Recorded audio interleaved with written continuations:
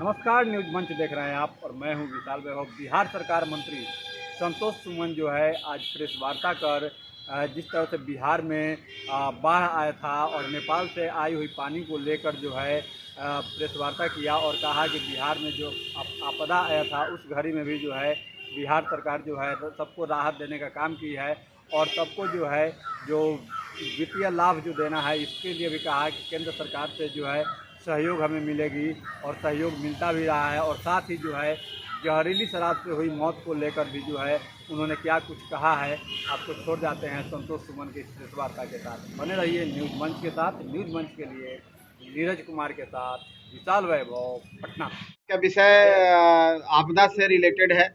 आप सबको जानकारी होगा ही कि किस तरह से बिहार आपदा से उभरा है और बाढ़ आप दो फेज़ में हमारे यहाँ आया था। एक गंगा में उफान आने के कारण और एक नेपाल से पानी आने के कारण हम लोग बाढ़ को झेले हैं और कम से कम 30 ज़िला, बिहार के 30 ज़िला प्रभावित थे। फर्स्ट फेज़ में आप कहें तो 12 ज़िला, दूसरे फेज़ में कहें तो 18 ज़िला के आसपास प्रभावित थे। और मैं आपके माध्यम से सभी अपने प्रशासन के पदाधिकारियों, खास करके जिला पदाधिकारी जो संबंधित जिले के थे और आपदा से जुड़े लोग, चाहे स्वास्थ्य विभाग से जुड़े, जल संसाधन के जितने भी कर्मचारी, चाहे इंजीनियर्स से पदाधिकारी, सब ने वार स्तर पर, एक युद्ध स्तर पर काम किया और उसको हम लोग आज सफल हो पाए हैं कि इस आपदा से निपट पाए हैं।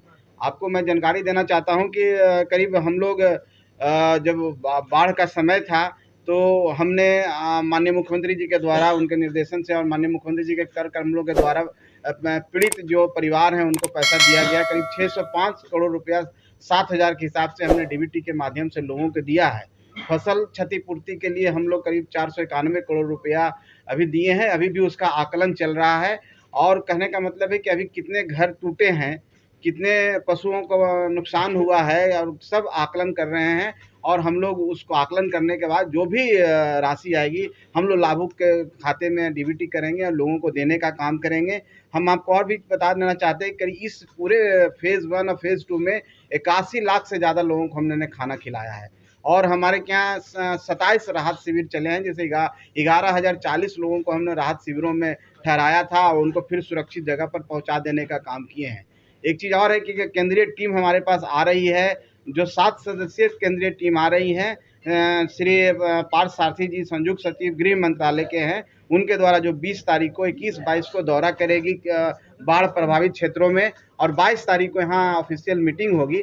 उसके बाद आकलन होगा और वो आकलन कर करके केंद्र सरकार को भेजा जाएगा। लेकिन हम लोग अपने तरफ से 3,638.58 करोड़ रुपया का डिमांड किए हैं। ये हमारा ऐसा आकलन है कि हम लोग 3,638.58 करोड़ रुपया का हमने एक डिमांड केंद्र सरकार के पास भेजा है और उसी डिमांड के आलोक में केंद्रीय टीम आ रही है और वो आकलन करेगी अपने स्तर से। और आकलन करने के बाद वो हम लोग को जो भी राशि उपलब्ध होगा, हम लोग आगे जो जिनका घर का क्षति हुआ, पशु का क्षति हुआ और भी रिहेबिलिटेशन प्रोग्राम चल रहा है, वो सब काम हम लोग करेंगे।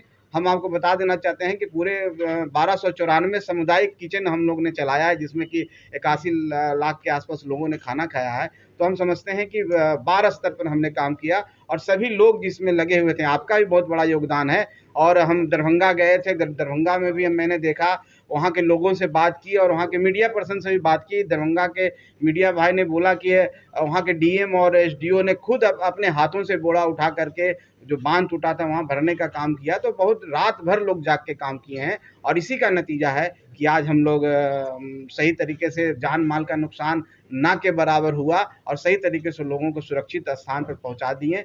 तो आज हम यही इसी बात बताने के लिए कि हम लोग केंद्र सरकार की टीम आ रही है, केंद्र सरकार के समक्ष हमने बातें रखी है और हम आशा करते हैं कि केंद्र सरकार से भी सहयोग मिलेगा और हम लोगों के बीच में जो भी राशि है, ऐसे भी बिहार सरकार, माननीय मुख्यमंत्री जी ने कहा है कि खजाना पर सबसे पहला अधिकार बाढ़ पीड़ितों का है, जो यहाँ के लोगों का है, उनका है। तो हमारे स्तर से, स्टेट के स्तर से कहीं पर कोई दिक्कत नहीं है। माननीय मुख्यमंत्री जी खुद इसका मॉनिटरिंग करते हैं और दरभंगा गए हैं और भी जगह हवाई सर्वेक्षण किए हैं और कहीं भी कुछ होता है तो राशि पहुंचाने के लिए सबसे ज़्यादा तत्पर, प्रोएक्टिव रहते हैं। और हमारे एसीएस हैं प्रत्यय अमृत जी, वो बीमार होने के बावजूद भी हमने देखा है कि वो फील्ड में घूमे हैं, डेंगू से उबर पाए हैं। तो तो हम समझते हैं कि कलेक्टिव एफर्ट के कारण जल संसाधन के इंजीनियर्स हों, जितने माननीय मंत्री हैं, सबके कलेक्टिव जो रिस्पॉन्सिबिलिटी थी और उसके एफर्ट के कारण हम लोग बाढ़ से निजात पा चुके हैं। आज के समय में हम समझते हैं कि पानी सब जगह उतर चुका है। एनडीआरएफ की टीम और एसडीआरएफ की टीम भी लगी हुई थी, करीब 32-34 टीमें लगी हुई थी,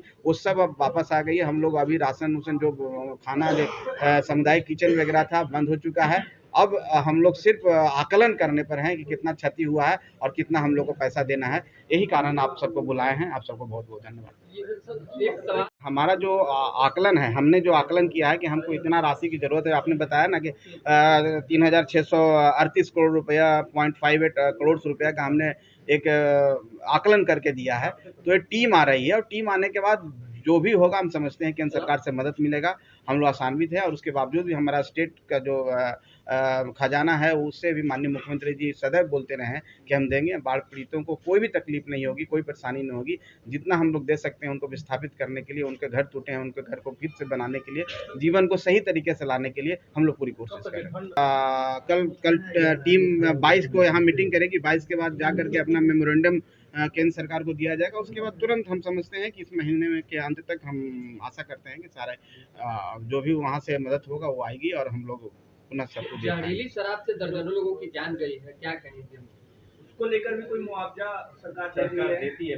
देखिए, जो भी ऐसा हुआ उसकी संवेदना हम व्यक्त करते हैं और बिहार में देखिए कि पूर्ण शराबबंदी है। इसी कारण से शराबबंदी लागू किया गया था कि जो गरीब तबके के लोग हैं, जो कमज़ोर तबके के लोग हैं, जिनका पैसा बच्चों को पढ़ाई में जाना चाहिए, स्वास्थ्य में जाना चाहिए, वो पैसा चला जाता है शराब सेवन में। इसलिए माननीय मुख्यमंत्री जी आदरणीय श्री नीतीश कुमार जी ने यहाँ पर शराबबंदी लागू की थी, उन गरीबों के लिए शराबबंदी लागू की थी। लेकिन आप जानते ही हैं कि समाज में कुछ ऐसे तबके लोग होते हैं, कुछ आदतन अपराधी होते हैं, आदतन उनको कानून का भय नहीं होता। कुछ ऐसे लोग जो सप्लाई चेन चलाते हैं। आप सिवान या गोपालगंज के इलाके में जो बॉर्डरिंग इलाका है यूपी का, वहाँ से कुछ आया है और शराब जब आता है, गलत चीज़ आता है तो जहरीली होता है और उसके कारण नुकसान हुआ है। तो हम समझते हैं कि हम लोग की पूरी संवेदना है और पीड़ित परिवारों के प्रति देखिए, जहाँ तक मुआवजा की बात है तो ऐसा सच मुआवजा नहीं, लेकिन पिछली बार माननीय मुख्यमंत्री जी ने कुछ लोगों को दिया था।